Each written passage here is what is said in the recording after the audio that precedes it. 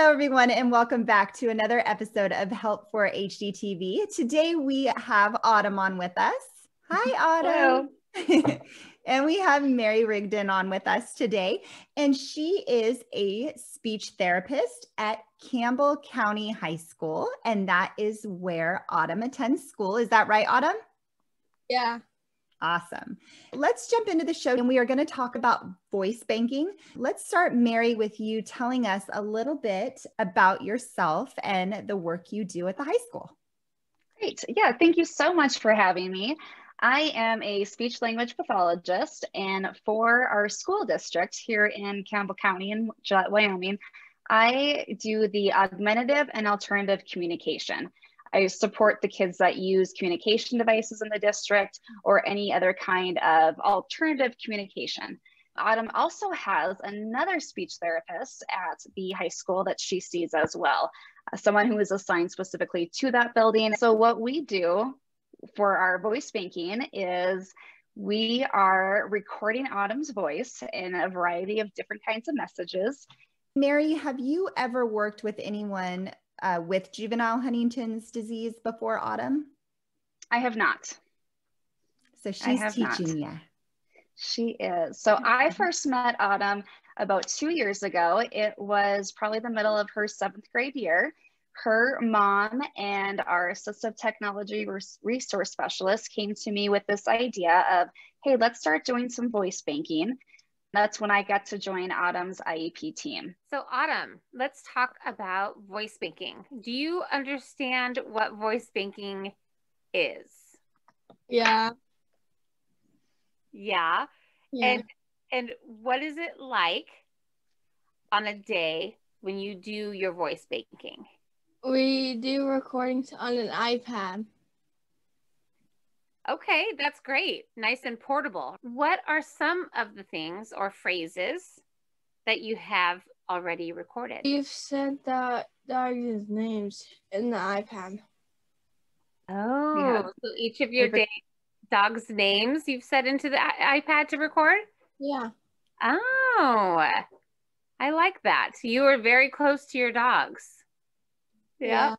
Yeah, so we've done a variety of ones. Come here, Freya, or no, Max, no, or things she might want to say to her brother. No, leave me alone. Mary, can you tell us a little bit about how you choose those phrases? Do you talk to London a lot or Autumn, or how do you choose that? What we did was we went with message banking, voice banking, and legacy messages that came from Boston Children's Hospital. It was put out for people with ALS. And so we found that a lot of these phrases apply to life in general. So we have a list that we do read off of and that we go by, and that gives us a big variety of things that you might say in social situations, or if you need something, whether it's for your own care or for preferences, things that you might want. And then as we go through the list, Autumn and I talk about, is this something you might really say? Or what does this mean? Or when would you use this conversation or this phrase? And so we get a lot of language skills. Well, we do it as well. And so that was our base. And then as we do that, other things come to mind. If there was something such, as we were talking about the dogs, and then we started doing a list of just people's names and their family, and then we might go into I love you, Mom, and see you later, Chris, as we add things specific to her. Do you work with voice banking with children often? Is this kind of a large service provided at the school? The voice banking piece, no. I do work with a lot of children that use communication devices, but as far as the voice banking, no. Autumn is teaching me a lot about it, and we're learning a lot together. Awesome. And can you tell us a little bit about voice banking, why someone would use it, and why it was specifically chosen as a service for Autumn? Absolutely. So we started talking about if there ever came a time when Autumn had a difficult time with her speech, and we wanted to start preparing her for using a communication device. So I do work with a lot of children that use communication devices, and typically those come with a voice already programmed into it, a computerized voice, a synthesized voice. And so what we're doing now is all these messages that Autumn is recording if we get to a time to where it is hard for her to use her own voice, we're going to take all these messages in her voice and put them into the communication program. So then when she uses this, it'll be in her own voice.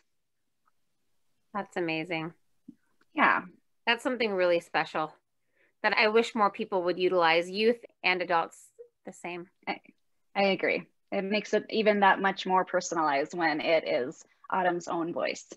So Autumn, how often do you get to see Mrs. Rigdon, and how often do you get to record? I think once a week or twice a week. That's awesome. Mary, can you tell us a little bit about the software that you're using for the voice banking, and is it easy for Autumn to use it? Yes, Autumn's been doing a great job with her voice banking. And what we actually use is an app on an iPad. Right now we're using Voice Record Pro, and it's anything that we can get these messages into a WAV file. And then from there, after she records it, then we can edit it out a little bit. Sometimes there's a pause at the beginning or at the end, and so we can edit that out. And then I save it to a Google Drive. So the idea down the road is to have a communication device, and we don't have a specific program that we are inputting these into just yet, because as we're still recording, technology is always changing. And so we haven't decided on a specific communication device that we'll put these messages into, but we'd like to have something that also has the capability of eye gaze. There's Tobii Dynavox has a good one, and there's a variety of different communication devices that we'll look at. Mary, do you think, so if a school with a child with JHD that's watching this and they don't offer this service, is there something that when you're saying that you're recording and you're putting it in, like you're saving it in WAV, is that something that some families that don't have this service could do from home and at least get the voice on recording until they decide the right software to use? Absolutely. We're using an app on an iPad that is free, and then we're just saving them to a Google Drive. And so I think that is something that families can do at home. Awesome. Thank you. So Autumn, do you enjoy voice banking? Yeah. Yeah. Can you tell me what your favorite part about this is? All of it. Do you actually enjoy speaking into the machine, or do you enjoy hearing your voice when it comes back at you? Both. Good. I'm glad it's enjoyable for you then, and it doesn't seem like a task. Yeah. I think in the beginning, it took her a little while to get used to listening back to it and listening to the sound of her own voice, but now she's becoming a pro at it. Mary, since you've been working with Autumn for 2 years, have you noticed any changes in Autumn over the last 2 years with voice banking, with the way she is speaking? I haven't noticed a big change. I noticed some days, if she's a little bit more tired, then maybe a different day, you might see a little bit slower or sluggish, but she always puts forth her best effort. And so since when I'm seeing her and we're doing the recordings, and we'll talk about what kind of expression to put in her voice when she's saying specific things, depending on what it is, she does put forth a lot of effort. So it's a very kind of structured time. But then when we're just hanging around and just girl chatting, then I have noticed a little bit of slowing down, not so much of slurring her speech yet, but just maybe more in those pauses or trying to put sentences together in a clear manner, if that makes sense. Yep, absolutely. As she progresses along, and if it becomes harder to understand, is that something you'll still push through so you're able to actually still get all that content? Yes. And with my speech therapy background, we can talk about how to place her tongue or how to have better breast supports and how to use different intonation in her speech as well. So you are the perfect person for this. So this is the difference of not doing it at home, right? It's so important. People should be doing it at home on their own on this free app. But the benefit of this service that the school provides is you are a speech pathologist. You do have the background, so you can support her through that. So this is where this definitely comes in. Yeah, absolutely. What do you find the biggest challenges are when it comes to voice banking? Probably just not having enough time to get it all done as much as we want, because I get to see her for so much time during the week. And like I said, we've got another speech therapist who's also doing voice banking with her. But she also has her school schedule, and she's got her classes, and she's got cheerleading, and she's a very busy girl. And so that's probably would be the biggest struggle that I see, is just not getting as much done as I would like to. Yeah. But there's only so much that we can sit and record too before we get tired of start to wear out doing it. So Autumn, can you just talk a little bit about voice banking? Maybe some things that have been hard or easy, but can you talk a little bit about what it's like to do this? I like voice banking. I think it's fun. Good. And I think it'll be useful in the future. You're right. My teachers make it easy for me. That's great. I'm glad you have such a good relationship with your teachers, Autumn.